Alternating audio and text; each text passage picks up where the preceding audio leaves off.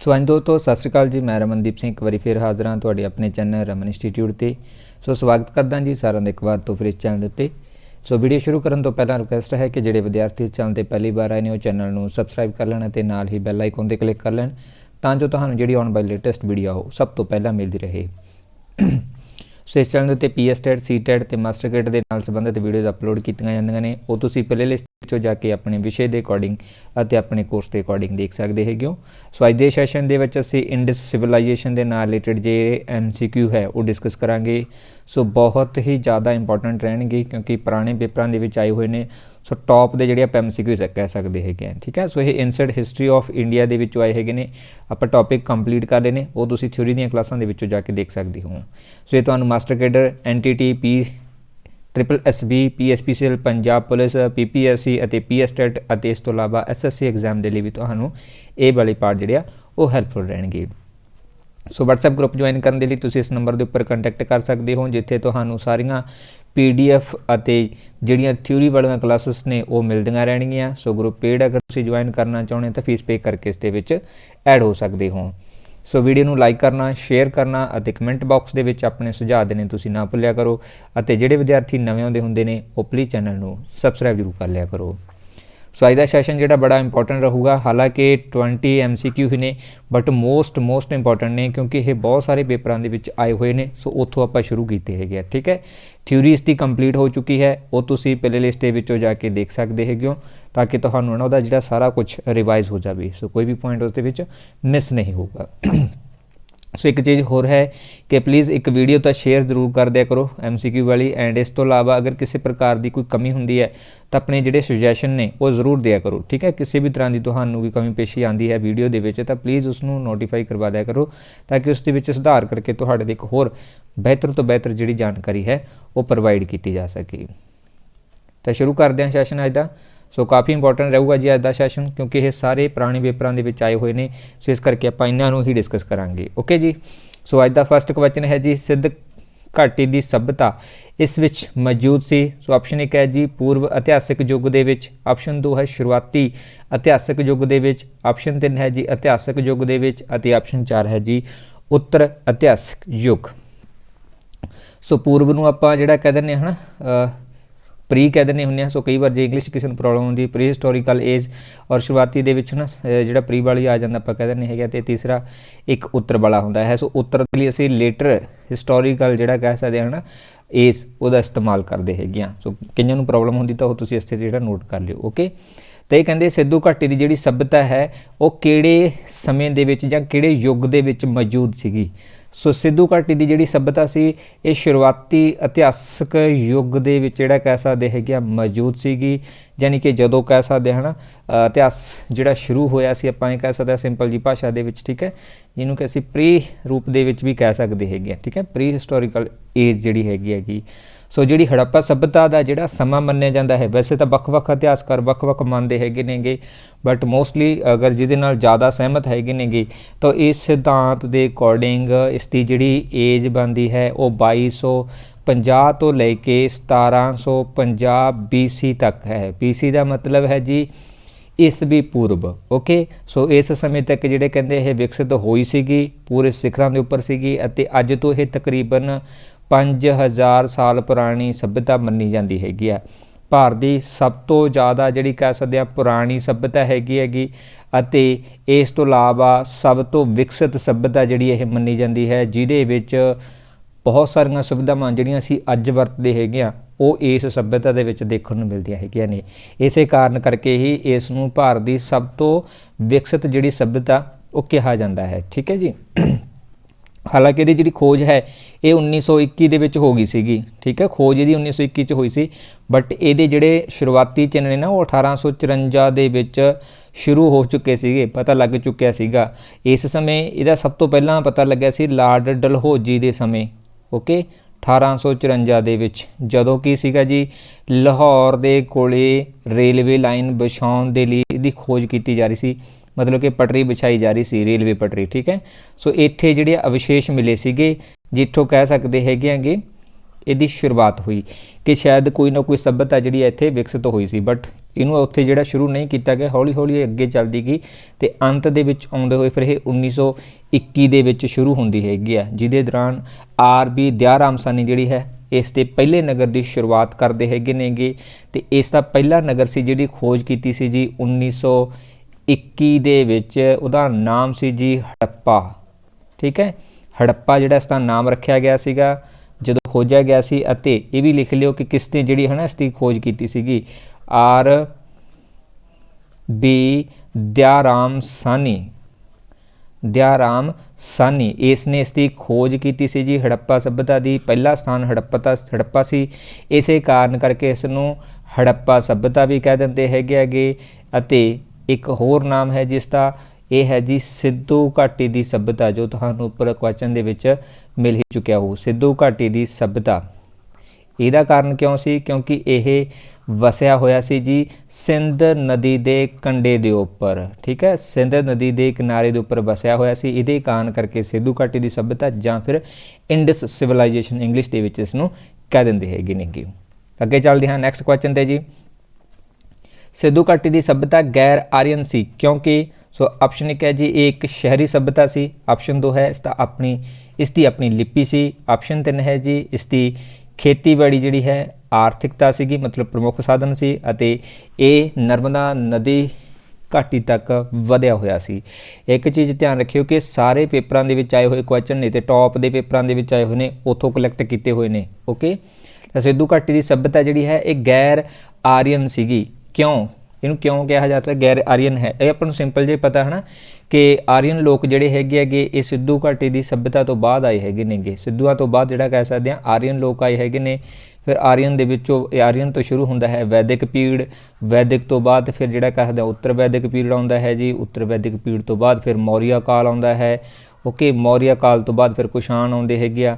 ਇਸ ਤਰ੍ਹਾਂ ਇਹ ਜਿਹੜਾ ਸੀਕੁਐਂਸ ਚੱਲਦਾ ਹੈਗਾ। ਠੀਕ ਹੈ, ਫਿਰ ਇਹਦਾ ਸਿੰਪਲ ਜਿਹਾ ਇਹੀ ਵੈਸੇ ਆਪਾਂ ਅੰਦਾਜ਼ਾ ਲਗਾ ਸਕਦੇ ਹਾਂ ਕਿ ਸਿੱਧੂ ਘਾਟੀ ਤੋਂ ਬਾਅਦ ਆਏ ਆਰੀਅਨ ਲੋਕ, ਇਸ ਕਰਕੇ ਇਹ ਗੈਰ ਆਰੀਅਨ ਹੈਗੇ, ਮਤਲਬ ਕਿ ਆਰੀਅਨ ਲੋਕ ਨਹੀਂ ਹੈ, ਇਹ ਤੋਂ ਬਾਅਦ ਆਏ ਆ ਸਿੱਧੂ ਘਾਟੀ ਦੇ। ਇਹਦਾ ਮੇਨ ਆਪਾਂ ਸਿੰਬਲ ਵੀ ਲੱਭਣਾ ਹੈ, ਨਿਸ਼ਾਨੀ ਵੀ ਲੱਭਣੀ ਹੈ, ਕਿਉਂ ਕਿਹਾ ਜਾਂਦਾ ਹੈ। ਸੋ ਇਹਦਾ ਰਾਈਟ ਆਨਸਰ ਰਹੂਗਾ ਇਹ ਇੱਕ ਸ਼ਹਿਰੀ ਸੱਭਿਅਤਾ ਸੀਗੀ। ਠੀਕ ਹੈ, ਸੋ ਇਸੇ ਕਾਰਨ ਕਰਕੇ ਜਿਹੜਾ ਕਰਦੇ ਉਸ ਨੂੰ ਗੈਰ ਆਰੀਅਨ ਕਿਹਾ ਜਾਂਦਾ। ਆਰੀਅਨ ਲੋਕ ਸੀਗੇ ਜਿਹੜੇ ਉਹ ਸ਼ਹਿਰੀ ਨਹੀਂ ਸੀਗੇ, ਬਟ ਸਿੱਧੂ ਘਾਟੀ ਦੇ ਜਿਹੜੇ ਕਹਿ ਸਕਦੇ ਹੈਗੇ ਲੋਕ ਹੈ ਇਹ ਸ਼ਹਿਰੀ ਸੱਭਿਅਤਾ ਕਹਾਉਂਦੀ ਸੀਗੀ। ਓਕੇ ਜੀ, ਇਹ ਇੱਕ ਸ਼ਹਿਰੀ ਸੱਭਿਅਤਾ ਸੀਗੀ। ਔਰ ਇਸ ਤੋਂ ਇਲਾਵਾ ਜਿਹੜੀ ਇਹਨਾਂ ਦੀ ਕਹਿ ਸਕਦੇ ਹਾਂ ਨਾ ਆਪਣੀ ਲਿਪੀ ਸੀ, ਇਹ ਆਰੀਅਨ ਦੀ ਵੀ ਸੀਗੀ। ਠੀਕ ਹੈ, ਖੇਤੀਬਾੜੀ ਆਰੀਅਨ ਦੇ ਵੀ ਪ੍ਰਮੁੱਖ ਧੰਦਾ ਰਿਹਾ ਹੈ। ਨਰਮਦਾ ਨਦੀ ਤੱਕ ਜਿਹੜਾ ਹੈ ਆਰੀਅਨ ਲੋਕ ਜਾਂਦੇ ਰਹੇ ਹੈਗੇ ਨੇ। ਬਟ ਸ਼ਹਿਰੀ ਸੱਭਿਅਤਾ ਜਿਹੜੀ ਹੈ ਇਹ ਮਿਲਦੀ ਹੈਗੀ ਹੈ ਜੀ ਸਾਨੂੰ ਸਿੱਧੂ ਘਾਟੀ ਦੀ ਸੱਭਿਅਤਾ ਦੇ ਵਿੱਚ। ਠੀਕ ਹੈ, ਸੋ ਇਸੇ ਕਰਕੇ ਜਿਹੜਾ ਹੈ ਇਹ ਗੈਰ ਆਰੀਅਨ ਕਹਾਉਂਦੀ ਹੈਗੀ ਕਿਉਂਕਿ ਸਿੱਧੂ ਘਾਟੀ ਦੇ ਲੋਕ ਜਿਹੜੇ ਆ ਉਹ ਸ਼ਹਿਰੀ ਖੇਤਰ ਦੇ ਵਿੱਚ ਨਿਵਾਸ ਕਰਦੇ ਸੀ, ਮਤਲਬ ਉਹਨਾਂ ਕੋਲ ਸ਼ਹਿਰਾਂ ਵਾਲਾ ਜਿਹੜਾ ਪ੍ਰਬੰਧ ਮੌਜੂਦ ਸੀਗਾ ਉਸੇ ਕਰਕੇ। ਨੈਕਸਟ ਹੈ ਜੀ 3 ਨੰਬਰ, ਮਨੁੱਖੀ ਸਮਾਜ ਵਿਲੱਖਣ ਹੈ ਕਿਉਂਕਿ ਇਹ ਮੁੱਖ ਤੌਰ 'ਤੇ ਨਿਰਭਰ ਕਰਦਾ ਹੈ। ਦੇਖੋ ਇਹ ਹੈ ਇੰਡਸ ਸਿਵਲਾਈਜੇਸ਼ਨ ਦੇ ਨਾਲ ਰਿਲੇਟਡ ਕੁਐਸਚਨ। ਓਕੇ, ਯਾਨੀ ਕਿ ਸਿੱਧੂ ਘਾਟੀ ਦੀ ਸੱਭਿਅਤਾ ਦੇ ਨਾਲ। ਅਤੇ SSC 2005 ਦੇ ਵਿੱਚ ਆਇਆ ਹੋਇਆ ਸੀਗਾ। ਆਪਾਂ ਦੱਸਣਾ ਹੈ ਕਿ ਮਨੁੱਖੀ ਸਮਾਜ ਵਿਲੱਖਣ ਹੈ ਕਿਉਂਕਿ ਇਹ ਮੁੱਖ ਤੌਰ 'ਤੇ ਨਿਰਭਰ ਕਰਦਾ ਹੈ। ਆਪਸ਼ਨ 1 ਹੈ ਸੱਭਿਆਚਾਰ 'ਤੇ, ਆਰਥਿਕਤਾ 'ਤੇ, ਜਾਂ ਧਰਮ 'ਤੇ, ਜਾਂ ਫਿਰ ਵਿਗਿਆਨ 'ਤੇ। ਸੋ ਵਿਗਿਆਨ ਵੀ ਕਹਿ ਸਕਦੇ ਹਾਂ ਨਾ ਕੁਛ ਖੇਤਰਾਂ ਦੇ ਵਿੱਚ ਕੰਮ ਕਰਦਾ ਹੈ, ਧਰਮ ਵੀ ਜਿਹੜਾ ਕੁਛ ਲੋਕਾਂ 'ਤੇ ਹੈ, ਆਰਥਿਕਤਾ ਵੀ ਜਿਹੜੀ ਵੈਸੇ ਸਾਰਿਆਂ ਦੇ ਲਈ ਹੁੰਦੀ ਹੈ। ਬਟ ਜਿਹੜਾ ਸੱਭਿਆਚਾਰ ਹੈ, ਸੱਭਿਆਚਾਰ ਤੋਂ ਬਿਨਾਂ ਕੋਈ ਵੀ ਚੀਜ਼ ਜਿਹੜੀ ਹੈ ਨਾ ਡਿਵੈਲਪ ਨਹੀਂ ਹੋ ਸਕਦੀ। ਅਤੇ ਇੱਥੇ ਇਹਨਾਂ ਨੇ ਮਨੁੱਖੀ ਸਮਾਜ ਦੀ ਗੱਲ ਕੀਤੀ ਹੈਗੀ ਹਿਊਮਨ ਜਿਹੜਾ ਕਹਿ ਸਕਦੇ ਹੈਗੇ ਸੋਸ਼ੈਲਿਟੀ ਜਿਹੜੀ ਆ ਜਾਂਦੀ ਹੈਗੀ ਹੈ ਨਾ। ਸੋ ਜਿਹੜਾ ਕਹਿ ਸਕਦੇ ਹਾਂ ਮਨੁੱਖ ਹੈ ਉਹ ਸਮਾਜ ਦੇ ਵਿੱਚ ਰਹਿੰਦਾ ਹੈਗਾ ਅਤੇ ਉਹਦੇ ਵਿੱਚੋਂ ਹੀ ਜਿਹੜੀਆਂ ਬਹੁਤ ਸਾਰੀਆਂ ਚੀਜ਼ਾਂ ਸਿੱਖਦਾ ਹੈ, ਜਿਹਦੇ ਵਿੱਚ ਪ੍ਰਮੁੱਖ ਹੈ ਲੈਂਗੁਏਜ। ਆਪਾਂ ਹੈ ਨਾ ਟੌਪਿਕ ਕਰ ਰਹੇ ਹਾਂ ਪੰਜਾਬੀ ਦੇ ਵਿੱਚ, ਉੱਥੇ ਤੁਹਾਨੂੰ ਲੈਂਗੁਏਜ ਹੋ ਜਾਂਦੀ ਹੈਗੀ ਆ। ਆਪਣਾ ਜਿਹੜਾ ਸੱਭਿਆਚਾਰ ਹੋ ਜਾਂਦਾ ਹੈ ਇਹ ਵੱਖਰਾ, ਜਿਹੜਾ ਹੈ ਨਾ ਰਹਿਣ ਸਹਿਣ, ਖਾਣ ਪੀਣ, ਉਹਨਾਂ ਦਾ ਪਹਿਨਣ ਦਾ ਤਰੀਕਾ, ਠੀਕ ਆ, ਬੋਲਣ ਦਾ ਤਰੀਕਾ, ਜਾਂ ਅਲੱਗ-ਅਲੱਗ ਤਰ੍ਹਾਂ ਦੇ ਜਿਹੜੇ ਕੰਮ ਨੇ ਉਹ ਸਾਰੇ ਇੱਕ ਸਮਾਜ ਦੇ ਵਿੱਚ ਜਾਂ ਇੱਕ ਸੱਭਿਆਚਾਰ ਦੇ ਵਿੱਚ ਹੀ ਹੁੰਦੇ ਹੈਗੇ ਨੇ। ਸੋ ਇਸੇ ਕਰਕੇ ਜਿਹੜਾ ਮਨੁੱਖੀ ਸਮਾਜ ਹੈ ਇਹ ਵਿਲੱਖਣ ਹੈ ਕਿਉਂਕਿ ਇਹਦੇ ਕੋਲੇ ਆਪਣਾ ਇੱਕ ਸੱਭਿਆਚਾਰ ਹੈ ਅਤੇ ਇਹ ਉਹਦੇ ਉੱਪਰ ਡਿਪੈਂਡ ਕਰਦਾ ਹੈਗਾ। ਨੈਕਸਟ ਹੈ ਜੀ 4 ਨੰਬਰ, ਇਹਨਾਂ ਦੇ ਵਿੱਚੋਂ ਕਿਹੜਾ ਹੜੱਪਾ ਸੱਭਿਅਤਾ ਦੇ ਨਾਲ ਸੰਬੰਧਿਤ ਹੈ? ਆਪਸ਼ਨ 1 ਹੈ ਸਮੇਰੀਅਨ ਸੱਭਿਅਤਾ, ਆਪਸ਼ਨ 2 ਹੈ ਸਿੱਧ ਘਾਟੀ ਦੀ ਸੱਭਿਅਤਾ, ਆਪਸ਼ਨ 3 ਹੈ ਵੈਦਿਕ ਸੱਭਿਅਤਾ ਅਤੇ ਆਪਸ਼ਨ 4 ਹੈ ਜੀ ਮੈਸੋਪੋਟਾਮੀਅਨ ਸੱਭਿਅਤਾ। ਹੁਣੇ ਹੁਣੇ ਦੱਸਿਆ ਹੈ ਕਿ ਹੜੱਪਾ ਸੱਭਿਅਤਾ ਦਾ ਦੂਸਰਾ ਨਾਮ ਹੈ ਜੀ ਸਿੰਧੂ ਘਾਟੀ ਦੀ ਸੱਭਿਅਤਾ ਜਾਂ ਸਿੰਧ ਘਾਟੀ ਦੀ ਸੱਭਿਅਤਾ, ਅਤੇ ਇੰਗਲਿਸ਼ ਦੇ ਵਿੱਚ ਅਸੀਂ ਇੰਡਸ ਸਿਵਲਾਈਜੇਸ਼ਨ ਸ਼ਬਦ ਜਿਹੜਾ ਹੈ ਇਹ ਵਰਤ ਲੈਂਦੇ ਹੈਗੇ ਇਸ ਦੇ ਲਈ। ਓਕੇ, ਇਹ ਤਾਂ ਕਰਕੇ ਸੀਗਾ ਆਪਾਂ ਸਿੰਧੂ ਘਾਟੀ ਦੀ ਸੱਭਿਅਤਾ ਇਸ ਕਰਕੇ ਕਿਹਾ ਸੀ ਕਿਉਂਕਿ ਇਹ ਸਿੰਧ ਨਦੀ ਦੇ ਕਿਨਾਰੇ ਦੇ ਉੱਪਰ ਵਸਿਆ ਹੋਇਆ ਨਗਰ ਸੀ, ਜਿਹਦੇ ਕਾਰਨ ਕਰਕੇ ਦਾ ਨਾਮ ਸਿੰਧ ਘਾਟੀ ਦੀ ਸੱਭਿਅਤਾ ਪੈ ਗਿਆ ਸੀਗਾ। ਓਕੇ, ਤੇ ਹੜੱਪਾ ਇਸ ਕਰਕੇ ਕਿਹਾ ਗਿਆ ਸੀ ਕਿਉਂਕਿ ਇਹਦਾ ਪਹਿਲਾ ਕੇਂਦਰ ਜਿਹੜਾ ਖੋਜਿਆ ਗਿਆ ਸੀਗਾ ਉਹ ਹੜੱਪਾ ਸੀਗਾ। ਠੀਕ ਹੈ, ਆਰ.ਡੀ. ਦਿਆਰਾਮ ਸਾਨੀ ਨੇ, ਇਸੇ ਕਰਕੇ ਇਹਨੂੰ ਹੜੱਪਾ ਸੱਭਿਅਤਾ ਵੀ ਕਹਿ ਦਿੰਦੇ ਹੈਗੇ ਨੇ, ਇਹ ਪ੍ਰਮੁੱਖ ਹੈਗੇ ਆ। ਓਕੇ, ਔਰ ਇਸ ਤੋਂ ਇਲਾਵਾ ਇਹਦਾ ਟਾਈਮ ਤੁਹਾਨੂੰ ਦੱਸ ਚੁੱਕਿਆ ਹੈ ਕਿ 2250 ਤੋਂ ਲੈ ਕੇ 1750 ਤੱਕ BC ਤੱਕ ਇਹ ਫੈਲਿਆ ਹੋਇਆ ਸੀ, ਮਤਲਬ ਇੰਨੇ ਸਮੇਂ ਤੱਕ ਰਿਹਾ ਹੈ, ਅਤੇ 5000 ਸਾਲ ਪੁਰਾਣੀ ਇਹ ਸੱਭਿਅਤਾ ਮੰਨੀ ਜਾਂਦੀ ਆ, ਭਾਰਤ ਦੀ ਸਭ ਤੋਂ ਵਿਕਸਿਤ ਹੈਗੀ ਆ। ਓਕੇ, ਸੋ ਅੱਗੇ ਆਪਾਂ ਕੁਛ ਹੋਰ ਵੀ ਡਿਸਕਸ ਕਰ ਲਈਏ, ਇਹਨਾਂ ਵਿੱਚੋਂ ਵੀ ਦੱਸ ਦਈਏ ਤੁਹਾਨੂੰ। ਠੀਕ ਹੈ, ਇਹਦਾ ਰਾਈਟ ਆਨਸਰ B ਹੈ ਸੁਮੇਰੀਅਨ।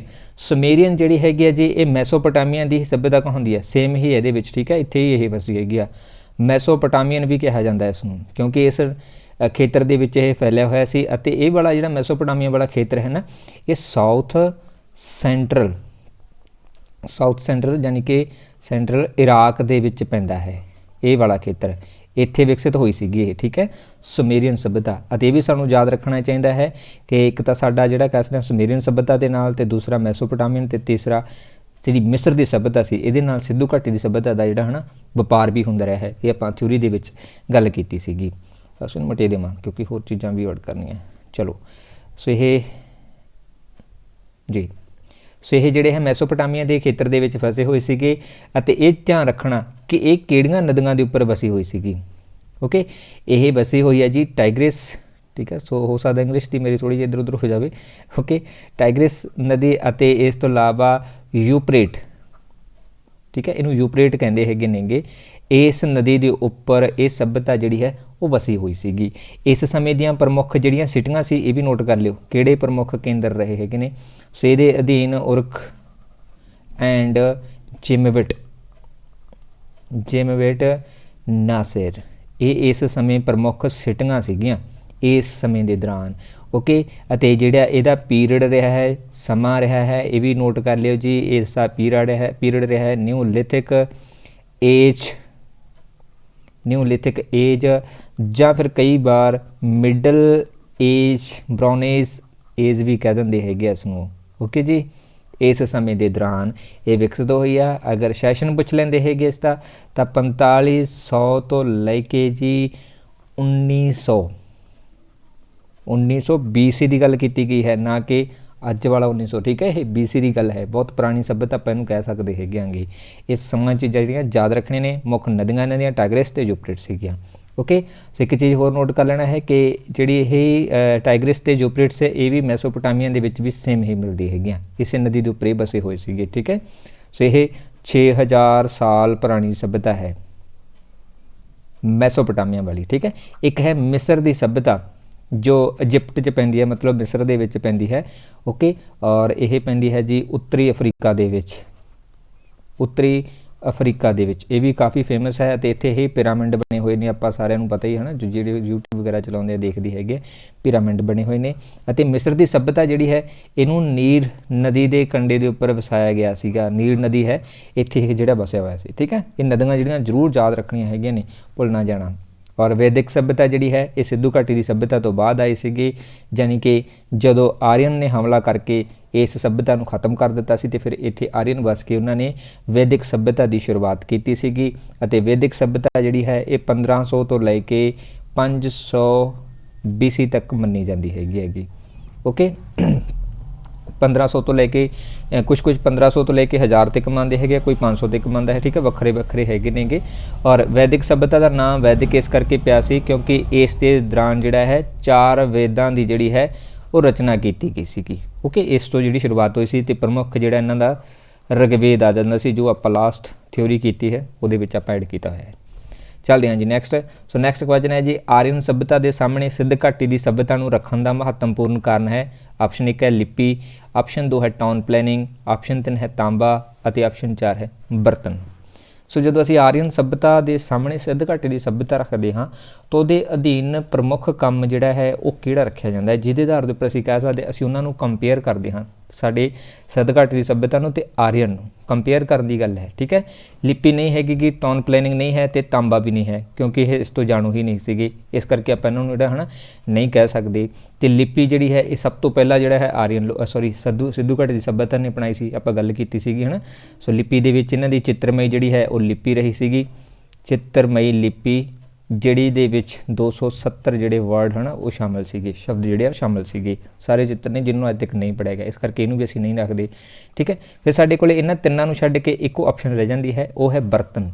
ਯਾਨੀ ਕਿ ਬਰਤਨ ਦੇ ਥਰੂ ਅਸੀਂ ਇਹ ਸਮਝਣ ਦੀ ਕੋਸ਼ਿਸ਼ ਕਰਦੇ ਹਾਂ ਕਿ ਆਰੀਅਨ ਲੋਕ ਜਿਹੜੇ ਹੈਗੇ ਆ ਉਹ ਕਿਸ ਤਰ੍ਹਾਂ ਦੇ ਸੀਗੇ, ਠੀਕ ਹੈ, ਕੀ ਚੀਜ਼ ਕਰਦੇ ਸੀਗੇ, ਅਤੇ ਸਿੱਧ ਘਾਟੀ ਦੇ ਜਿਹੜੇ ਲੋਕ ਸੀਗੇ ਉਹ ਕੀ ਕੰਮ ਕਰਦੇ ਸੀਗੇ। ਇਹਨਾਂ ਚੀਜ਼ਾਂ ਦੇ ਉੱਪਰ ਬਹੁਤ ਸਾਰੀਆਂ ਚੀਜ਼ਾਂ ਜਿਹੜੀਆਂ ਹਨ ਸਟੱਡੀ ਕਰ ਸਕਦੇ ਹੈਗੇ ਆ, ਕੰਪੇਅਰ ਕਰ ਸਕਦੇ ਅਸੀਂ ਇੱਕ ਦੂਜੇ ਦੇ ਨਾਲ, ਇਹ ਪ੍ਰਮੁੱਖ ਹੈਗਾ। ਠੀਕ ਹੈ, ਅਤੇ ਇਹ SSC 2001 ਦੇ ਵਿੱਚ ਆਇਆ ਹੈ, ਸੋ ਇਹਦਾ ਡੀ ਆਨਸਰ ਰਾਈਟ ਰਹੂਗਾ। ਸਾਰੇ ਕੁਐਸਚਨ ਪੁਰਾਣੇ ਪੇਪਰਾਂ ਦੇ ਵਿੱਚ ਚੱਕੇ ਹੈਗੇ ਜੋ ਕਿ ਟੌਪ ਦੇ ਪੇਪਰ ਹੈਗੇ ਨੇ ਉਹਨਾਂ ਦੇ ਵਿੱਚੋਂ। ਨੈਕਸਟ ਹੈ ਜੀ ਸਿੱਧ ਘਾਟੀ ਦੀ ਸੱਭਿਅਤਾ। ਸਿੱਧ ਘਾਟੀ ਦਾ ਸੱਭਿਆਚਾਰ ਵੈਦਿਕ ਸੱਭਿਅਤਾ ਤੋਂ ਵੱਖਰਾ ਸੀ, ਕਿਉਂਕਿ ਆਪਸ਼ਨ 1 ਹੈ ਇਸ ਵਿੱਚ ਇੱਕ ਵਿਕਸਿਤ ਸ਼ਹਿਰ ਦੇ ਜੀਵਨ ਦੀਆਂ ਸਹੂਲਤਾਂ ਸਨ। ਆਪਸ਼ਨ 2 ਹੈ ਇਸ ਵਿੱਚ ਇੱਕ ਚਿੱਤਰਮਈ ਲਿਪੀ ਸੀ। ਆਪਸ਼ਨ 3 ਹੈ ਇਸ ਵਿੱਚ ਲੋਹੇ ਅਤੇ ਰੱਖਿਆਤਮਕ ਤੀਰ ਦੇ ਗਿਆਨ ਦੀ ਘਾਟ ਸੀ। ਅਤੇ ਆਪਸ਼ਨ 4 ਹੈ ਉਪਰੋਕਤ ਸਭ। ਅਸੀਂ ਦੱਸਣਾ ਹੈ ਕਿ ਸਿੰਧ ਘਾਟੀ ਦੀ ਸੱਭਿਅਤਾ ਦਾ ਜਿਹੜਾ ਸੱਭਿਆਚਾਰ ਸੀ, ਕਲਚਰ ਸੀ, ਇਹ ਵੈਦਿਕ ਸੱਭਿਅਤਾ ਤੋਂ ਵੱਖਰਾ ਸੀ। ਕਿਉਂ ਵੱਖਰਾ ਸੀ? ਇਹ ਸਾਰੇ ਹੀ ਕਾਰਨ ਨੇ। ਯਾਨੀ ਕਿ ਜਿਹੜੀ ਸਿੱਧ ਘਾਟੀ ਦੀ ਸੱਭਿਅਤਾ ਸੀ ਇਹ ਇੱਕ ਵਿਕਸਿਤ ਸ਼ਹਿਰੀ ਸੱਭਿਅਤਾ ਸੀ। ਇਹਦੇ ਵਿੱਚ ਜਿਵੇਂ ਅੱਜ ਸਾਡਾ ਅਰਬਨ ਏਰੀਆ ਹੈ ਉਸ ਤਰ੍ਹਾਂ ਦਾ ਸਟਰਕਚਰ ਦੇਖਣ ਨੂੰ ਮਿਲਦਾ ਹੈ, ਸ਼ਾਪਸ ਦੇਖਣ ਨੂੰ ਮਿਲਦੀਆਂ ਹੈਗੀਆਂ, ਢਾਂਚਾ ਦੇਖਣ ਨੂੰ ਮਿਲਦਾ ਹੈ, ਘਰ ਦੇਖਣ ਨੂੰ ਮਿਲਦੇ ਹੈਗੇ ਆ, ਠੀਕ ਹੈ, ਜੋ ਅੱਜ ਦੇ ਸਮੇਂ ਦੇ ਵਿੱਚ ਨੇ ਤੇ ਸ਼ਹਿਰੀ ਖੇਤਰ ਦੇ ਵਿੱਚ ਹੁੰਦੇ ਨੇ। ਇਸ ਤੋਂ ਇਲਾਵਾ ਸਿੱਧ ਘਾਟੀ ਦੀ ਸੱਭਿਅਤਾ ਕੋਲ ਆਪਣੀ ਇੱਕ ਲਿਪੀ ਸੀ ਜਿਹਦਾ ਨਾਮ ਚਿੱਤਰਮਈ ਸੀਗਾ। ਠੀਕ ਹੈ, ਸੋ 270 ਵਰਨ ਜਿਹੜੇ ਇਸ ਦੇ ਵਿੱਚ ਸ਼ਾਮਿਲ ਸੀ, ਸੋ ਇਹ ਵੀ ਇਹਦੇ ਵਿੱਚ ਸੀ। ਇਸ ਤੋਂ ਇਲਾਵਾ ਵੈਰੀ ਇੰਪੋਰਟੈਂਟ ਕਿ ਜਿਹੜੀ ਸਿੱਧ ਘਾਟੀ ਦੇ ਲੋਕ ਸੀ ਇਹ ਲੋਹੇ ਤੋਂ ਜਾਣੂ ਨਹੀਂ ਸੀਗੇ, ਓਕੇ, ਅਤੇ ਇਹਨਾਂ ਨੂੰ ਰੱਖਿਆਤਮਕ ਤੀਰ ਦੀ ਵੀ ਗਿਆਨ ਦੀ ਘਾਟ ਸੀ, ਮਤਲਬ ਕਿ ਇਹ ਤੀਰ ਵਗੈਰਾ ਜਿਹੜੇ ਆ ਇਸਤੇਮਾਲ ਨਹੀਂ ਕਰਦੇ ਸੀ ਤਾਂ ਕਿ ਆਪਣੇ ਆਪ ਦੀ ਸੁਰੱਖਿਆ ਕਰ ਸਕਣ। ਓਕੇ, ਲੋਹੇ ਦਾ ਗਿਆਨ ਨਹੀਂ ਸੀਗਾ ਇਹਨਾਂ ਨੂੰ। ਸੋ ਇਸੇ ਕਾਰਨ ਕਰਕੇ ਹੈ ਨਾ ਇਹ ਸਾਰੇ ਪੁਆਇੰਟ ਜਿਹੜੇ ਆ ਉਹ ਸਹੀ ਹੋ ਜਾਂਦੇ ਆ, ਜਿਹਦੇ ਕਾਰਨ ਕਰਕੇ ਸਿੱਧ ਘਾਟੀ ਦੀ ਸੱਭਿਅਤਾ ਜਿਹੜੀ ਹੈ ਉਹ ਵੈਦਿਕ ਸੱਭਿਅਤਾ ਤੋਂ ਵੱਖਰੀ ਹੋ ਜਾਂਦੀ ਹੈ, ਕਿਉਂਕਿ ਵੈਦਿਕ ਸੱਭਿਅਤਾ ਦੇ ਵਿੱਚ ਪੇਂਡੂ ਖੇਤਰ ਜਿਹੜਾ ਹੈ ਇਹ ਸ਼ੁਰੂ ਹੋ ਜਾਂਦਾ ਹੈ। ਓਕੇ, ਪੇਂਡੂ ਸੱਭਿਆਚਾਰ। ਇਸ ਤੋਂ ਇਲਾਵਾ ਲਿਪੀ ਦੇ ਵਿੱਚ ਪਰਿਵਰਤਨ ਆ ਜਾਂਦਾ ਹੈ, ਲਿਖਣਾ ਸ਼ੁਰੂ ਕਰ ਦਿੰਦੇ ਆ। ਵੈਦਿਕ ਕਾਲ ਦੇ ਵਿੱਚ ਰਿਗਵੇਦ ਲਿਖੇ ਗਏ, ਠੀਕ ਹੈ, ਰਿਗਵੇਦ ਜਿਹੜੇ ਫਿਰ ਉਹ ਸੰਸਕ੍ਰਿਤ ਦੇ ਵਿੱਚ ਲਿਖੇ ਗਏ, ਉਹਦੇ ਲਈ ਅਲੱਗ ਤੋਂ ਜਿਹੜੀ ਹੈ ਨਾ ਉਹਨਾਂ ਨੇ ਲਿਪੀ ਬਣਾਈ ਜਿਹੜੀ ਕਿ ਫਿਰ ਉਹ ਚਿੱਤਰਮਈ ਤੋਂ ਵੱਖਰੀ ਸੀਗੀ। ਇਸ ਤੋਂ ਇਲਾਵਾ ਲੋਹੇ ਦਾ ਜਿਹੜਾ ਗਿਆਨ ਆ ਉਹ ਰਿਗਵੇਦ ਦੇ ਵੈਦਿਕ ਕਾਲ ਦੇ ਵਿੱਚ ਹੋ ਚੁੱਕਿਆ ਸੀਗਾ। ਸੋ ਇਹਨਾਂ ਕਾਰਨਾਂ ਕਰਕੇ ਜਿਹੜਾ ਕਹਿ ਸਕਦੇ ਹੈਗੇ ਇਹ ਵੱਖਰੇ ਹੈਗੇ ਇਹਨਾਂ ਤੋਂ। ਨੈਕਸਟ ਹੈ ਜੀ 7 ਨੰਬਰ, ਹੜੱਪਾ ਸੱਭਿਆਚਾਰ ਬਾਰੇ ਗਿਆਨ ਦਾ ਸਰੋਤ ਹੈ। ਆਪਸ਼ਨ 1 ਹੈ ਚੁਟਾਨਾਂ ਦੇ ਫਰਮਾਨ ਜਾਂ ਹੁਕਮ। ਆਪਸ਼ਨ 2 ਹੈ ਟੈਰਾਕੋਟ ਸੀਲਾਂ ਦੇ ਵਿੱਚ ਲਿਖਣਾ। ਆਪਸ਼ਨ 3 ਹੈ ਪੁਰਾਤੱਤਵ ਖੁਦਾਈ ਅਤੇ ਆਪਸ਼ਨ 4 ਹੈ ਉਪਰੋਕਤ ਸਭ। ਸੋ ਹੜੱਪਾ ਸੱਭਿਅਤਾ ਦੇ ਬਾਰੇ ਅਗਰ ਪ੍ਰਮੁੱਖ ਗਿਆਨ ਦਾ ਸਰੋਤ ਦੀ ਗੱਲ ਕਰੀਏ, ਵੈਸੇ ਤਾਂ ਸਾਰੀ ਬੰਦ ਨੇ, ਚਟਾਨਾਂ ਦੇ ਫਰਮਾਨ ਵੀ ਦੇਖਣ ਨੂੰ ਮਿਲਦੇ ਨੇ, ਟੈਰਾਕੋਟ ਸ਼ੀਲਾਂ ਦੇ ਵਿੱਚ ਲਿਖਣਾ ਵੀ ਜਿਹੜਾ ਦੇਖਿਆ ਹੈ, ਬਟ ਇਹਨਾਂ ਤੋਂ ਸਭ ਤੋਂ ਵੱਧ ਪ੍ਰਮੁੱਖ ਹੈ ਜੀ ਪੁਰਾਤੱਤਵ ਖੁਦਾਈ। ਠੀਕ ਹੈ, ਮਤਲਬ ਕਿ ਜਿਹੜੇ ਸ਼ਹਿਰ ਲੱਭੇ ਗਏ ਨੇ ਜਿਹਦੇ ਵਿੱਚ ਹੜੱਪਾ, ਮੋਹਨਜੋਦੜੋ ਹੈ ਨਾ, ਇਹ ਪ੍ਰਮੁੱਖ ਜਿਹੜੇ ਖੇਤਰ ਸੀ ਇਹ ਜਿੱਥੋਂ ਲੱਭੇ ਗਏ ਨੇ ਉਹਨਾਂ ਦੇ ਅਧੀਨ ਆਰਕੀਓਲੋਜੀ ਜਿਹੜੀ ਕਹਿ ਸਕਦੇ ਹਾਂ ਐਕਸੀਕਿਊਟਿਵ ਹੋਈਆਂ ਨੇ, ਜਿਹਦੇ ਅਧੀਨ ਜਿਹੜਾ ਕਹਿ ਸਕਦੇ ਹਾਂ ਖੁਦਾਈ ਕਰਕੇ ਹੀ ਇਹਨਾਂ ਨੂੰ ਲੱਭਿਆ ਗਿਆ ਹੈ। ਇਹੀ ਇਹਨਾਂ ਦਾ ਪ੍ਰਮੁੱਖ ਸਰੋਤ ਹੈਗਾ ਗਾ। ਠੀਕ ਹੈ, ਕਿਉਂਕਿ ਤਾਂ ਥੱਲੇ ਨੱਪੀ ਹੋਈ ਸੀਗੀ, ਉੱਥੋਂ ਖੋਜ ਕੀਤੀ ਇਹਨਾਂ ਨੇ, ਹੈ ਨਾ, ਮਤਲਬ ਕਿ ਫਿਰ ਉਸ ਤੋਂ ਬਾਅਦ ਇਹ ਸੱਭਿਅਤਾਵਾਂ ਸਾਡੇ ਸਾਹਮਣੇ ਆਈਆਂ ਅਤੇ ਸਾਨੂੰ ਪਤਾ ਲੱਗਿਆ ਹੈ ਕਿ ਕੋਈ ਸੱਭਿਅਤਾ ਸਾਡੇ ਭਾਰਤ ਦੇ ਵਿੱਚ ਰਹਿੰਦੀ ਸੀਗੀ। ਨੈਕਸਟ ਹੈ ਜੀ ਸਿੱਧ ਘਾਟੀ ਦੀ ਸੱਭਿਅਤਾ ਦੇ ਵਸਨੀਕਾਂ ਬਾਰੇ ਗਿਆਨ ਦਾ ਮੁੱਖ ਸਰੋਤ ਇਸ ਦੀ ਖੋਜ ਹੈ। ਸੋ ਆਪਸ਼ਨ 1 ਹੈ ਜੀ ਸੀਲਾਂ, ਬਰਤਨ, ਗਹਿਣੇ, ਹਥਿਆਰ ਤੇ ਔਜ਼ਾਰ, ਮੰਦਰ ਤੇ ਜਾਂ ਫਿਰ ਲਿਪੀ। ਸਿੱਧੂ ਘਾਟੀ ਦੀ ਸੱਭਿਅਤਾ ਦੇ ਲੋਕ ਜਿਹੜੀ ਗੱਲ ਕੀਤੀ, ਵਸਨੀਕਾਂ ਦੀ ਗੱਲ ਕੀਤੀ ਹੈ ਕਿ ਵਸਨੀਕਾਂ ਦੇ ਬਾਰੇ ਜਿਹੜਾ ਗਿਆਨ ਦਾ ਮੁੱਖ ਸਰੋਤ ਕੀ ਹੈ। ਸੋ ਇੱਥੇ ਸਿੰਪਲ ਜਿਹਾ ਹੈ ਕਿ ਸੀਲਾਂ ਜਿਹੜੀਆਂ ਹੈ ਕੁਛ ਪ੍ਰਮੁੱਖ ਵਿਅਕਤੀਆਂ ਦੇ ਨਾਲ ਸੰਬੰਧਿਤ ਹੈ, ਮੰਦਰ ਧਾਰਮਿਕ ਦੇ ਨਾਲ ਸੰਬੰਧਿਤ ਹੈਗੇ, ਇਹ ਹੈ ਹੀ ਨਹੀਂ ਸੀ ਨਾ ਵੈਸੇ ਉਸ ਤਰ੍ਹਾਂ। ਔਰ ਇਸ ਤੋਂ ਇਲਾਵਾ ਲਿਪੀ ਜਿਹੜੀ ਹੈ ਇਹ ਚਿੱਤਰਮਈ ਹੈ, ਇਹ ਸਾਨੂੰ ਇੱਕ ਬੰਦੇ ਬਾਰੇ ਜਾਣਕਾਰੀ ਨੇ, ਬਟ ਇਹਨਾਂ ਨੇ ਲੋਕਾਂ ਦੀ ਗੱਲ ਕੀਤੀ ਹੈ, ਵਸਨੀਕਾਂ ਦੀ ਗੱਲ ਕੀਤੀ ਹੈ ਜੋ ਉੱਥੇ ਰਹਿੰਦੇ ਸੀਗੇ। ਤਾਂ ਇਹਨਾਂ ਸਾਰਿਆਂ ਦੀ ਜਾਣਕਾਰੀ ਮਿਲਦੀ ਹੈ ਉੱਥੋਂ ਦੇ ਬਰਤਨਾਂ ਤੋਂ, ਗਹਿਣਿਆਂ ਤੋਂ, ਹਥਿਆਰਾਂ ਤੋਂ ਤੇ ਔਜ਼ਾਰਾਂ ਤੋਂ, ਕਿ ਕਿਸ ਤਰ੍ਹਾਂ ਦੇ ਲੋਕ ਸੀ, ਕੀ ਚੀਜ਼ ਫੋਲੋ ਕਰਦੇ ਸੀਗੇ, ਠੀਕ ਹੈ, ਕਿਵੇਂ ਕਿਹੜੇ ਕੰਮ ਹੁੰਦੇ ਸੀ। ਤਾਂ ਇਹ ਸਾਰੀਆਂ ਚੀਜ਼ਾਂ ਤੋਂ ਸਾਨੂੰ ਜਾਣਕਾਰੀ ਮਿਲਦੀ ਹੈ ਸਿੱਧੂ ਘਾਟੀ ਦੇ ਲੋਕਾਂ ਦੇ ਵਸਨੀਕਾਂ ਦੇ ਬਾਰੇ। ਨੈਕਸਟ ਹੈ ਜੀ 9 ਨੰਬਰ, ਭਾਰਤ ਦੇ ਵਿੱਚ ਚਾਂਦੀ ਦਾ ਸਭ ਤੋਂ ਪਹਿਲਾ ਸਬੂਤ ਪਾਇਆ ਜਾਂਦਾ ਹੈ ਜੀ। ਸੋ IAS 1994 ਦੇ ਵਿੱਚ ਇਹ ਕੁਐਸਚਨ ਆਇਆ ਹੋਇਆ। ਸੋ ਆਪਸ਼ਨ 1 ਹੈ ਹੜੱਪਾ ਸੱਭਿਆਚਾਰ ਦੇ ਵਿੱਚ, ਪੱਛਮੀ ਭਾਰਤ ਦੇ ਚਾਲਕੋਲਿਥਿਕ ਸੱਭਿਆਚਾਰ ਦੇ ਵਿੱਚ, ਵੈਦਿਕ ਲਿਖਤਾਂ ਦੇ ਵਿੱਚ, ਤੇ ਜਾਂ ਫਿਰ ਸਿਲਵਰ 5 ਮਾਰਕ ਕੀਤੇ ਸਿੱਕੇ ਦੇ ਵਿੱਚ। ਚਾਂਦੀ ਦਾ ਗੱਲ ਕੀਤੀ ਗਈ ਹੈ ਜੀ कि चांदी का सब तो पहला जिहड़ा सबूत कित्थे पाया गया, किहड़े काल के दौरान? सिल्वर का।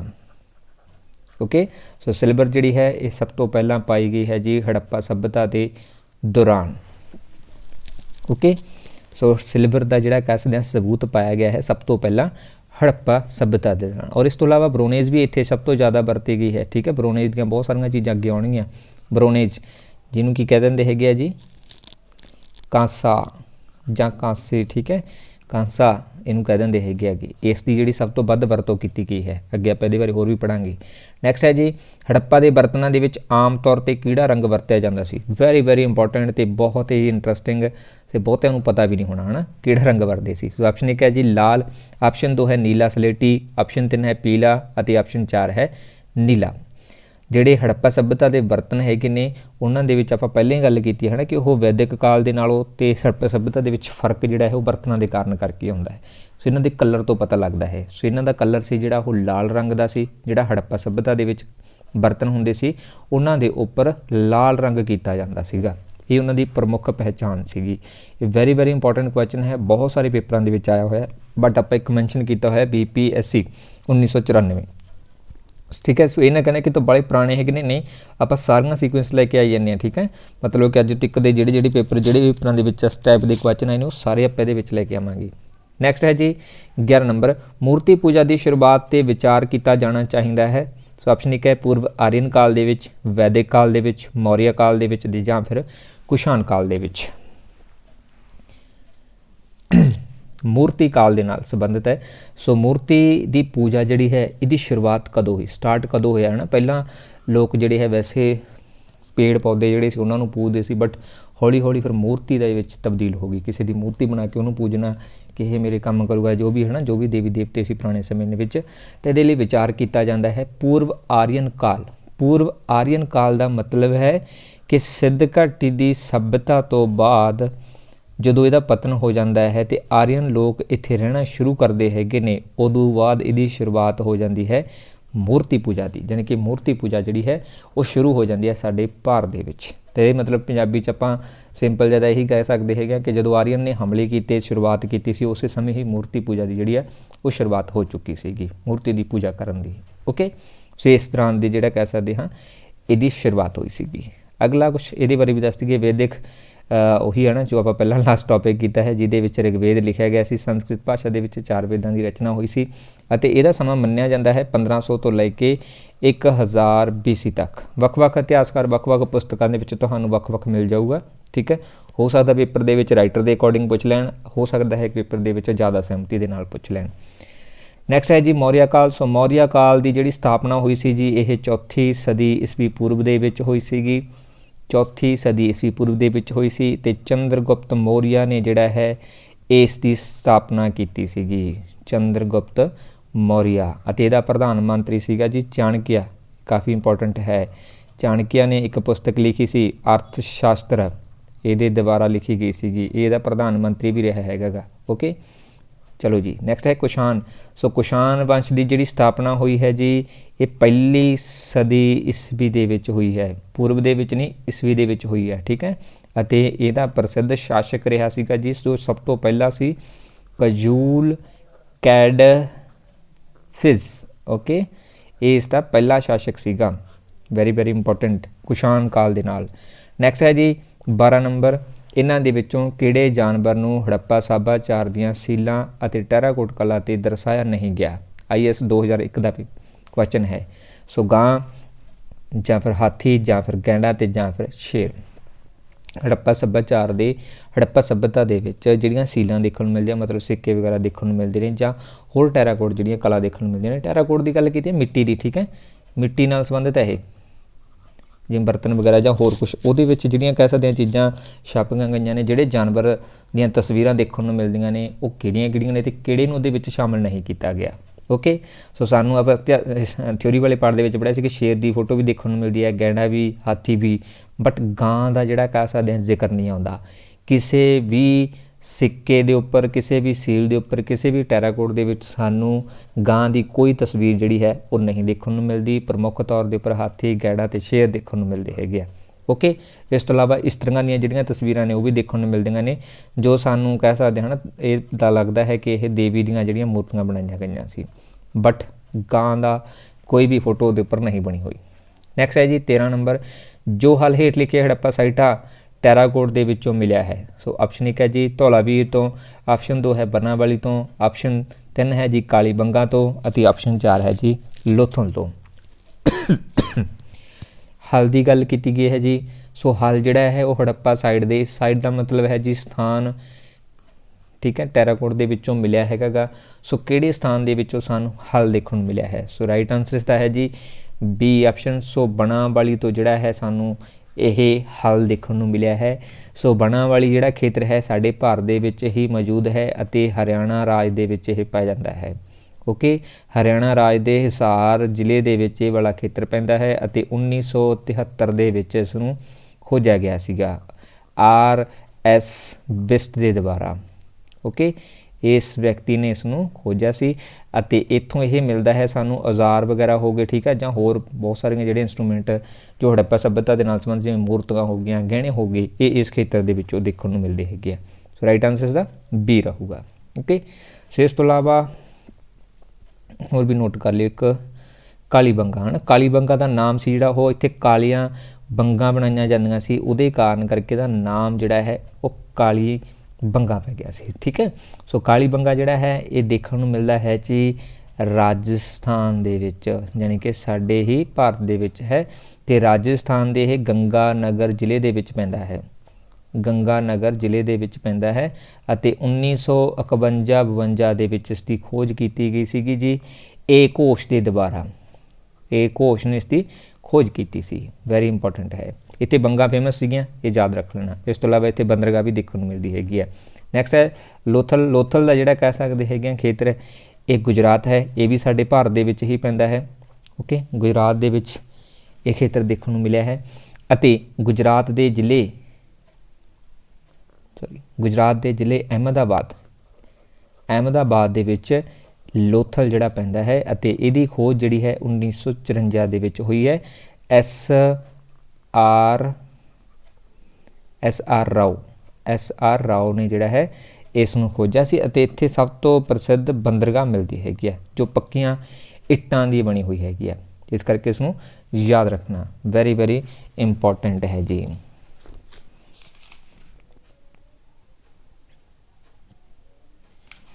ਜੀ ਨੈਕਸਟ ਚੱਲਦੇ ਹਾਂ ਜੀ।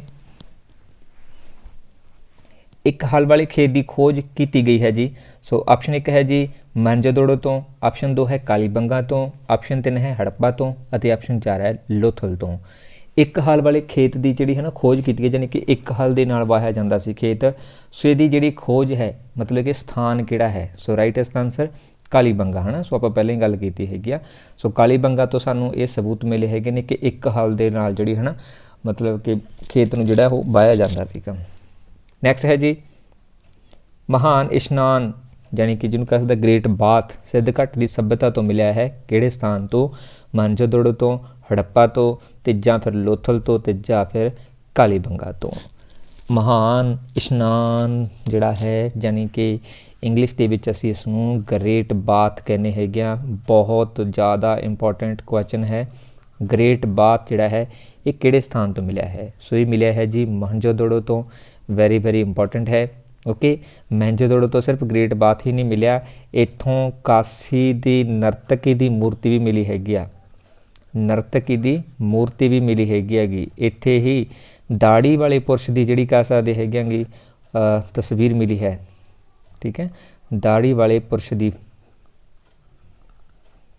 ਤਸਵੀਰ ਵੀ ਮਿਲੀ ਹੈਗੀ। ਤਸਵੀਰ ਦਾ ਮਤਲਬ ਕਿ ਹੈ ਨਾ ਇੱਕ ਡਰਾਇੰਗ ਜਿਹੜੀ ਪੂਰੀ ਤਰ੍ਹਾਂ ਦੀ ਹੁੰਦੀ ਹੈ। ਸੋ ਜਿਹਦੇ ਵਿੱਚ ਪੂਰੀ ਆਰਟ ਜਿਹੜਾ ਦਿਖਾਇਆ ਗਿਆ ਹੈ, ਉਹਦੇ ਉੱਪਰ ਜਿਹੜੇ ਹੈ ਨਾ ਦਾੜੀ ਦੇ ਬਾਲ ਵੀ ਦਿਖਾਏ ਗਏ ਹੈਗੇ ਨੇ ਅਤੇ ਉਹਦੇ ਉੱਪਰ ਜਿਹੜਾ ਇੱਕ ਛੋਲ ਲੱਤਾ ਹੈ ਉਹਦੇ ਉੱਪਰ ਫੁੱਲ ਵੀ ਬਣਾਏ ਗਏ ਅਤੇ ਉਹ ਵੀ ਦਿਖਾਏ ਗਏ ਨੇ, ਜਿੱਥੋਂ ਸਾਨੂੰ ਇਹ ਪਤਾ ਲੱਗਦਾ ਕਿ ਇਸ ਸਮੇਂ ਦੇ ਵਿੱਚ ਜਿਹੜਾ ਆਰਟ ਹੈ ਉਹ ਪੂਰੇ ਸਿਖਰਾਂ ਦੇ ਉੱਪਰ ਸੀਗਾ।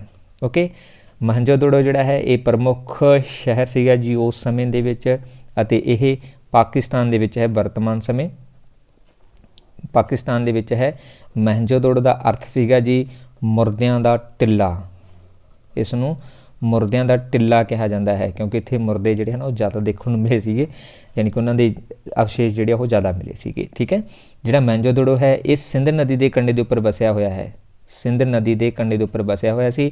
ਧਿਆਨ ਰੱਖਣਾ ਹੈ ਕਿ ਇਹ ਦੂਸਰਾ ਨਗਰ ਸੀ ਜਿਹੜਾ ਖੋਜਿਆ ਗਿਆ ਸੀ, ਪਹਿਲਾ ਹੜੱਪਾ ਸੀ, ਇਹ ਦੂਸਰਾ ਨਗਰ ਸੀਗਾ, ਕਾਫੀ ਫੇਮਸ ਸੀਗਾ ਇਹ ਨਗਰ, ਅਤੇ ਇਹ ਪਾਕਿਸਤਾਨ ਦੇ ਜ਼ਿਲ੍ਹਾ ਲਰਕਾਣਾ ਦੇ ਵਿੱਚ ਪੈਂਦਾ ਹੈ।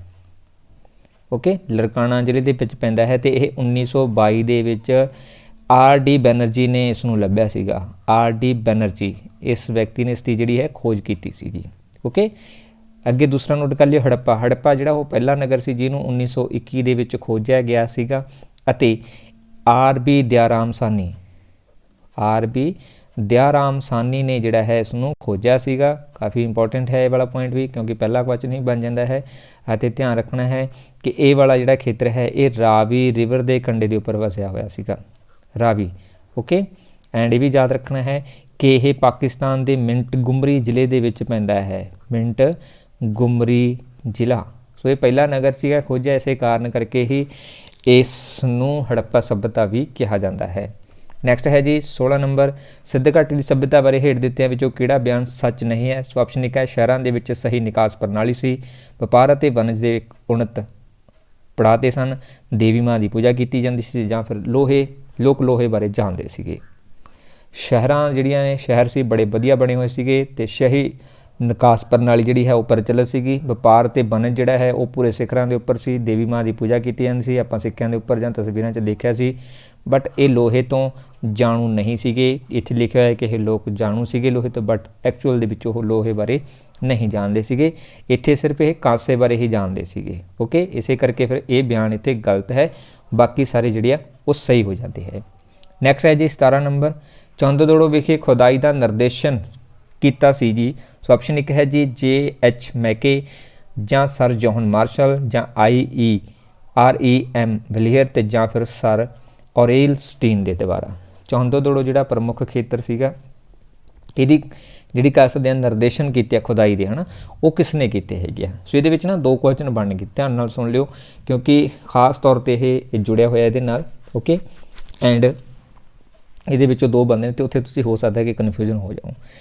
ਚੰਦਦੋੜੋ ਜਿਹੜਾ ਹੈ ਇਹਦੀ ਖੋਜ ਕੀਤੀ ਗਈ ਹੈ ਜੀ ਸਭ ਤੋਂ ਪਹਿਲਾਂ 1931 ਦੇ ਵਿੱਚ N.G. ਮਜ਼ੂਮਦਾਰ ਨੇ, N.G. ਮਜ਼ੂਮਦਾਰ ਇਸ ਨੇ ਜਿਹੜੀ ਹੈ ਇਸ ਦੀ ਖੋਜ ਕੀਤੀ ਸੀ, ਬਟ ਬਾਅਦ ਦੇ ਵਿੱਚ ਇਸ ਨੂੰ ਹੈ ਨਾ ਹੋਰ ਵਿਅਕਤੀ ਨੇ ਖੋਜਿਆ ਸੀ। ਅਤੇ ਇਹ ਵੀ ਧਿਆਨ ਰੱਖਣਾ ਹੈ ਕਿ ਚੰਦੋ ਜਿਹੜਾ ਹੈ 2 ਤਿਹਾਂ ਦੇ ਵਿੱਚ ਮਿਲਦਾ ਹੈ, ਜਿਹਦੇ ਕਾਰਨ ਕਰਕੇ ਕਹਿੰਦੇ ਕਿ 2 ਵਾਰ ਇਹ ਉਜੜਿਆ ਹੈ ਅਤੇ 2 ਵਾਰ ਇਹ ਸ਼ਹਿਰ ਵਸਿਆ ਹੈਗਾ ਗਾ। ਓਕੇ, ਇੱਥੇ ਪ੍ਰਮੁੱਖ ਤੌਰ 'ਤੇ ਮਣਕੇ ਬਣਾਉਣ ਦਾ ਜਿਹੜਾ ਕਾਰਖਾਨਾ ਹੈ ਉਹ ਦੇਖਣ ਨੂੰ ਮਿਲਿਆ ਹੈ, ਮਣਕੇ ਬਣਾਉਣ ਦਾ ਕਾਰਖਾਨਾ ਇਸ ਖੇਤਰ ਦੇ ਵਿੱਚੋਂ ਮਿਲਿਆ ਹੈਗਾ। ਠੀਕ ਹੈ, ਇਹ ਪ੍ਰਮੁੱਖ ਹੈ, ਇੱਥੇ ਤੁਸੀਂ ਯਾਦ ਰੱਖਣਾ ਹੈ। ਹੁਣ ਚੇਂਜ ਹੋਊਗਾ ਕਿ ਆਪਣਾ ਆਨਸਰ ਜਿਹੜਾ ਇੱਥੇ N.G. ਮਜ਼ੂਮਦਾਰ ਤਾਂ ਹੈ ਨਹੀਂ, ਬਟ ਫਿਰ ਆਪਾਂ ਕਿਸ ਨੂੰ ਜਿਹੜਾ ਸਹੀ ਕਰਾਂਗੇ ਇੱਥੇ, ਜੇਕਰ N.G. ਮਜ਼ੂਮਦਾਰ ਨਹੀਂ ਹੁੰਦਾ। ਇਹ ਪਹਿਲੀ ਖੋਜ ਸੀ, ਬਟ ਬਾਅਦ ਦੇ ਵਿੱਚ J.H. ਮਕੇਮੇ ਨੇ ਜਿਹੜਾ ਹੈ ਇਸ ਨੂੰ ਖੋਜਿਆ ਸੀਗਾ। ਠੀਕ ਹੈ, J.H. ਮਕੇਮੇ, ਜਿਹਦਾ ਪੂਰਾ ਨਾਮ ਸੀਗਾ ਜੀ John Henry. Okay, John Henry McKay, ਇਸ ਵਿਅਕਤੀ ਨੇ ਇਸ ਨੂੰ ਅੱਗੇ ਕੰਟੀਨਿਊ ਰੱਖਿਆ ਸੀ, ਅਤੇ ਇਹਦੇ ਨਾਲ ਇੱਕ ਹੋਰ ਵਿਅਕਤੀ ਸੀਗਾ ਜਿਹਦਾ ਨਾਮ ਸੀ ਜੀ ਪ੍ਰੋਫੈਸਰ W. Norman brown. ਇਹਨਾਂ ਦੋਨਾਂ ਨੇ ਮਿਲ ਕੇ ਦੁਬਾਰਾ ਇਸ ਨੂੰ ਕੰਟੀਨਿਊ ਰੱਖਿਆ ਸੀ, ਅਤੇ ਇਹਨਾਂ ਨੇ ਇਹ ਖੋਜ 1935-36 ਦੇ ਵਿੱਚ ਚਲਾਈ ਸੀ, ਯਾਨੀ ਕਿ ਇਹਦੇ ਨਿਰਦੇਸ਼ਨ ਦੇ ਅਧੀਨ 1935-36 ਦੇ ਵਿੱਚ ਇਸ ਦੀ ਜਿਹੜੀ ਖੁਦਾਈ ਆ ਉਹ ਸ਼ੁਰੂ ਕੀਤੀ ਗਈ ਸੀ। ਅਤੇ ਦੋਨੋਂ ਵਿਅਕਤੀ ਜਿਹੜੇ ਜੁੜੇ ਹੈਗੇ ਨੇਗੇ ਯੂਨੀਵਰਸਿਟੀ ਆਫ ਪੈਨਸਿਲਵੇਨੀਆ।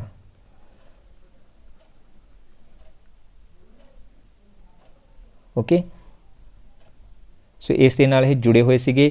ਸੋ ਇਸ ਨੇ ਬਾਅਦ ਦੇ ਵਿੱਚ ਖੋਜ ਕੰਟੀਨਿਊ ਕੀਤੀ, ਬਟ ਪਹਿਲੀ ਖੋਜ 1931 ਦੇ ਵਿੱਚ ਕੀਤੀ ਸੀ, N.G. ਮਜ਼ੂਮਦਾਰ ਨੇ ਕੀਤੀ ਸੀਗੀ। ਬਟ ਜੇ N.G. ਮਜ਼ੂਮਦਾਰ ਨਹੀਂ ਆਉਂਦਾ ਤਾਂ ਅਸੀਂ ਇਹਨਾਂ ਦੋਨਾਂ ਵਿਅਕਤੀਆਂ ਦੇ ਵਿੱਚੋਂ ਕੋਈ ਵੀ ਨਾਮ ਹੋ ਸਕਦਾ ਹੈ, J.H. ਹੈਨਰੀ ਮੈਕੇਨੇ ਹੋ ਸਕਦਾ ਹੈ, ਜਾਂ ਫਿਰ ਪ੍ਰੋਫੈਸਰ W. ਨੋਰਮਨ ਬਰਾਉਨ ਵੀ ਹੋ ਸਕਦਾ ਹੈ। ਬਟ ਇੱਥੇ ਨਿਰਦੇਸ਼ਨ ਦੀ ਗੱਲ ਕੀਤੀ ਹੈ, ਡਾਇਰੈਕਟਰ ਦੀ ਗੱਲ ਕੀਤੀ, J.H. ਮੈਕੇ ਜਿਹੜਾ ਹੈ ਉਹ ਇਸ ਦਾ ਡਾਇਰੈਕਟਰ ਸੀਗਾ। ਨੈਕਸਟ ਹੈ ਜੀ 18 ਨੰਬਰ, ਸਿੰਧ ਘਾਟੀ ਦਾ ਕਿਹੜਾ ਸਥਾਨ ਹੁਣ ਪਾਕਿਸਤਾਨ ਦੇ ਵਿੱਚ ਹੈ? ਕਾਲੀਬੰਗਾ, ਹੜੱਪਾ, ਲੋਥਲ, ਅਤੇ ਜਾਂ ਫਿਰ ਆਲਮਗੀਰਪੁਰ। ਸੋ ਸਾਰਿਆਂ ਨੂੰ ਪਤਾ ਹੀ ਹੈ ਕਿ ਸਾਰੇ ਕੇਂਦਰਾਂ ਦੇ ਵਿੱਚੋਂ ਪ੍ਰਮੁੱਖ ਤੌਰ ਦੇ ਉੱਪਰ ਕਿਹੜਾ ਵੱਖ ਹੋਊਗਾ, ਹੈ ਨਾ। ਸੋ ਕਾਲੀਬੰਗਾ ਜਿਹੜਾ ਹੈ ਇਹ ਪੈ ਜਾਂਦਾ ਹੈ ਜੀ ਰਾਜਸਥਾਨ ਦੇ ਵਿੱਚ। ਓਕੇ, ਰਾਜਸਥਾਨ ਦੇ ਵਿੱਚ ਪੈਂਦਾ ਹੈ। ਰਾਜਸਥਾਨ ਸਾਡੇ ਇੰਡੀਆ ਦੇ ਵਿੱਚ ਹੈ। ਤੇ ਹੜੱਪਾ ਜਿਹੜਾ ਹੈ ਇਹ ਪੈਂਦਾ ਹੈਗਾ ਜੀ ਮਿੰਟਗੁਮਰੀ ਜ਼ਿਲ੍ਹੇ ਦੇ ਵਿੱਚ।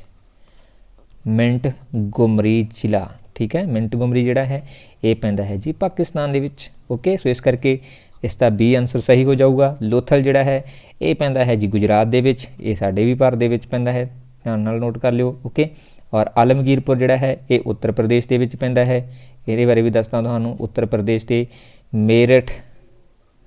ਮੇਰਠ ਜ਼ਿਲ੍ਹੇ ਦੇ ਵਿੱਚ ਇਹ ਪੈਂਦਾ ਹੈ ਅਤੇ ਇਹਦੀ ਖੋਜ 1958 ਦੇ ਵਿੱਚ ਹੋਈ ਸੀਗੀ ਵਾਈ.ਡੀ. ਸ਼ਰਮਾ ਦੇ ਦੁਆਰਾ ਇਸ ਦੀ ਖੋਜ ਕੀਤੀ ਗਈ ਸੀ। ਸੋ ਇਹ ਵੀ ਨੋਟ ਕਰ ਲਿਓ, ਠੀਕ ਹੈ।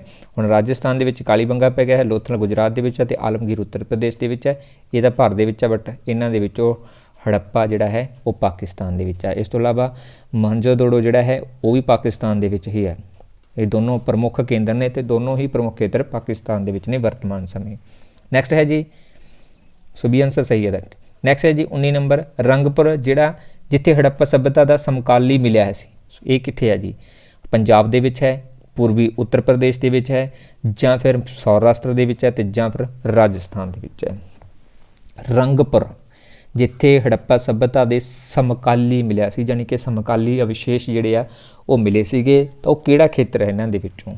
ਰੰਗਪੁਰ ਜਿਹੜਾ ਹੈ ਇਹ ਸੌਰਾਸ਼ਟਰ ਦੇ ਵਿੱਚ ਪੈਂਦਾ ਹੈਗਾ ਗਾ, ਠੀਕ ਹੈ। ਸੋ ਇੱਥੇ ਜਿਹੜਾ ਕਹਿ ਸਕਦੇ ਹਾਂ ਹੜੱਪਾ ਸੱਭਿਅਤਾ ਦੇ ਸਮਕਾਲੀ ਮਿਲੇ ਸੀਗੀ। ਅਤੇ ਜਿਹੜਾ ਇਹ ਸੌਰਾਸ਼ਟਰ ਹੈ, ਯਾਦ ਰੱਖਣਾ ਕਿੱਥੇ ਹੈ ਜੀ? ਇਹ ਹੈਗਾ ਜੀ ਗੁਜਰਾਤ ਦੇ ਵਿੱਚ। ਗੁਜਰਾਤ ਦਾ ਖੇਤਰ ਹੈ, ਉੱਥੇ ਸੌਰਾਸ਼ਟਰ ਹੈ, ਉੱਥੇ ਇਹਦੇ ਅਵਿਸ਼ੇਸ਼ ਮਿਲੇ ਨੇਗੇ, ਇਹਦੇ ਸਮਕਾਲੀ ਦੇ।